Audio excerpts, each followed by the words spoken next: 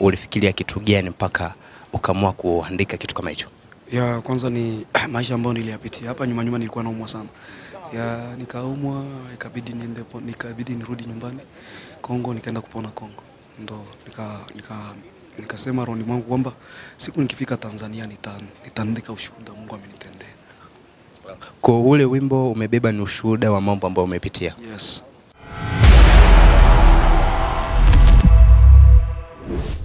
Yes, wali gani ndugu mtazamaji wa USA Habari TV, kwa mara nyingine tupo na mwanamuziki wa gospel na leo tutakwenda kuishi naye katika zile exclusive interviews za kibabe zaidi. Tupo maeneo ya kanisani ambako wanaandaa tamasha lao la song hile ya Ombe Tako Chimba. Let's go on vibe. Mimi niite Simon Bamb G na behind camera amesimama Maros na hapa ni USA Habari. Bwana, mambo vipi? Salama mtangazaji. Mzima. Tunashukuru Mungu. Kweli? Yes. Na umetupia miwani za kijanja hizo za vijana wa kazi. Si ni miwani tu. Yes. Ni miwani.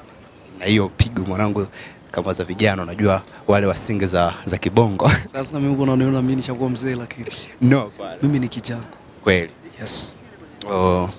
Unajisikiaje kuwepo na fahari maeneo haya ya kanisani na tofauti ya huko ambako tunakotoka? Yes, najisikia furaha kwa sababu ni neema kutoka kwa Mungu. Umeama kutoka kwa Mungu? Ni neema kutoka kwa Mungu. Yes. Hivi ni kitu gani haswa kinakupelekea wewe dhahiri sana kuwa na furaha, kuwepo katika mikono ya Mungu naweza nikasema, ama kuwepo katika mazingira ya imani ya Mungu? Ya mimi nimezaliwa katika mazingira ya imani ya Kimungu. Kwa hiyo najisikia furaha kuwa na Yesu wangu. Yes. Hakika sana.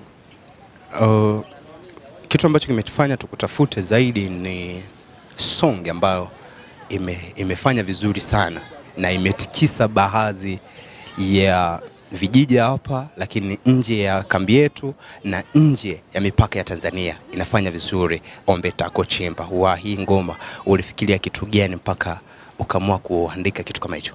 Ya kwanza ni maisha ambayo niliyapitia. Hapa nyuma nilikuwa naumwa sana. Ya nikaumwa, ikabidi nirudi nyumbani Kongo, nikaenda kupona Kongo. Ndo nikasema roho mwangu kwamba siku nikifika Tanzania nitaandika ushuhuda Mungu amenitendea. Kwa ule wimbo umebeba ni ushuhuda wa mambo umepitia. Yes.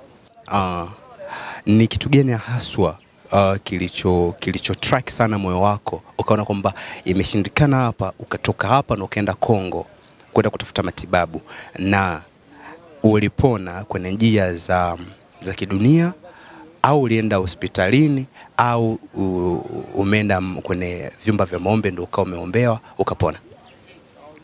Mimi nilipona kwa sababu Mungu kwanza alipenda nipone. Okay. Yes.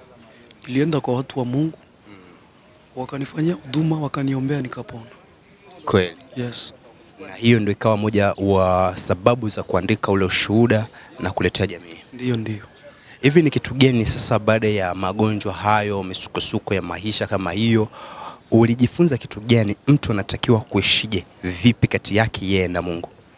Ya mtu anatakiwa kuwa mwaminifu kwa Mungu, kwa sababu ahadi za Mungu ni za kweli. Ya kuwa tu mwaminifu kwa Mungu na Mungu atakuonekania kila siku katika maisha yako. Okay. Na kuna vitu vingi ambavyo vijana wanazungumza, maybe hata na ushawahi kuzungumza kwamba ahadi za Mungu zinakuwa ni pungufu sana. Aliahidi atakuja lakini hajakuja. Aliahidi atatenda mpaka sasa hajatenda. Wewe ni kitu gani ambacho unaweza kushauri vijana kutokana na makuu ambayo Mungu alikutendea? Mungu yupo. Mungu yupo na atakuja. Anasema wale walio wake yeye atakuja kuwanyakua. Kweli? Yes. Ikatokea sasa mfano tupo hapa, wakaja wasanii kama wasanii wa nje wakatamani labda kuja kufanya na wewe kazi, lakini wakawa ni wasanii wa nyimbo za Bongo Flavor. Ni kitu gani ambacho unaweza kukifanya, ama unaweza ukawa tayari kufanya kitu kama hicho? Ya watu ambao wameshika mkono hawajaruhusu hivyo. Yes. Umeshikiliwa na kampuni? Nimeshikiliwa tu na manager tu wako kwangu, manager wangu. Nikaisi labda ni wewe mwenyewe unajiongoza? Hapana. Okay. Ngoja kidogo nitoke hapa niende. Una familia, mke au? Ya mimi nina familia na mke, lakini mke wangu yuko Marekani na mtoto mmoja. Yupo Marekani na mtoto mmoja? Yes. Hivi siku mke akasikia kwamba Mr. Achumba aliko yupo kwenye mahusiano na binti ambaye ninamfahamu, anafanya naye kazi, labda maybe Ivete tunafanya naye kazi. Unasema? Mke akasikia kwamba upo na mahusiano kati yako na Ivete, akasikia kwamba mna mahusiano. Mke akasikia yupo kule USA, akasikia kitu kama hicho. Wewe kwa haraka nini ambacho unaweza kumuelekeza, ama nini ambacho unaweza kufanya, ama mke wako ni unavyomjua ni hatua gani anaweza kaichukua kwa haraka kwa baada ya taarifa hiyo? Ivete kwanza ni dadangu. Dadako? Maybe akasikia hivyo, si unajua tena. Kazi lakini mahusiano yakaingia mumo. Haviwezi kuwa. Haviwezi. Lakini akasikia upo kwenye mahusiano na mwanamke mwingine. Kawaida haiwezi tokea hivyo. Haiwezi katokea hivyo. Kwa umefunga agano na mke wako kwamba uweze ukafanya kitu cheating kwake? Siwezi fanya hivyo. Kweli. Okay, vijana kitani ni wengi, alafu ni wengi ambao hawataka kushikamana na masuala ya ibada, masuala ya Mungu, hawataka kusikia story kama hizo. Muda huu una fursa kubwa sana kuweza kuwashauri. Ni kitu gani ambacho unaweza ukawaambia ukawatoa katika ule ukungu ambao wakomo? Yes, tumpende Yesu. Mungu iko. Kama sisi tuko na neema ya tuko hai na ipumzi anatupatia. Ni yeye Mungu. Na anasema kila mwenye pumzi ya uhai amsifu na kumwabudu. Hivyo. Hicho ndo unaweza kawaambia tu. Hamna lingine la ziada? Yes, hicho ndo naweza nikawaambia. Na wafuate njia ya kweli. Njia ya kweli ni kumfuata Yesu kuwa Bwana na Mwokozi wa maisha yako. Yes. Okay.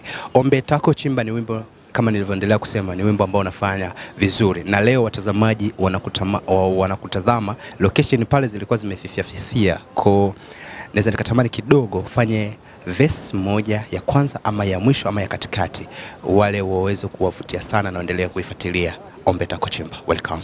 Mimi sumenikuta mazoezi. Kwa nimefanya kazi sana hapa.